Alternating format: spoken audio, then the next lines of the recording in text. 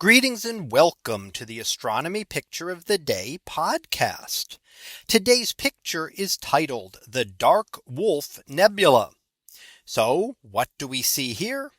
Well, here we see the nebula known as the Dark Wolf Nebula, actually a dust cloud located within another nebula known as GUM 55. And this is located in the direction of towards the center of our galaxy in the constellation of Scorpius. Now the center of our galaxy is actually located in Sagittarius, but these are very close constellations. So we're looking in the general direction of the center of our galaxy, where there's a lot more dust clouds and gas. And there's a lot of going on there because we're looking in the very highest concentration of material in our galaxy. Now the galaxy center itself could not be visible because it is blocked out by all the light and dust within the plane of our galaxy. And that's a similar thing here when we look at the Dark Wolf Nebula. The dark nebula is dark dusty regions that actually block out the light from behind. So what does the wolf do? It actually absorbs all of the ultraviolet and visible light that are emitted by the stars. So stars forming within it, we cannot see them yet. And that's because all of their light is being absorbed by the dust in the nebula. Now, the energy has to go somewhere. You can't just lose energy. So the energy that was ultraviolet and visible light is now going to be infrared. And nebulae like this tend to look very prominent in the infrared portion of the spectrum.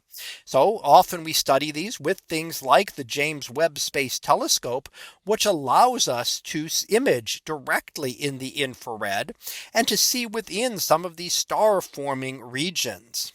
Now within that dusty area, we also start to form molecules. So molecules will start to form. We get what we call molecular clouds. Now some of these, depending on their density, can form even more complex molecules. And very interestingly, organic molecules. Now organic molecules are carbon compounds and anything based on the chemistry of carbon. So it's not necessarily living, but some of the basic materials and very complex carbon compounds can form within dark dusty nebulae like this.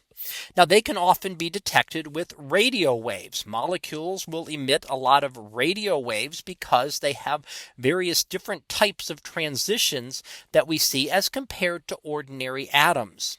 Why don't we normally see molecules around? Well, primarily because the molecules are broken apart by ultraviolet light from stars.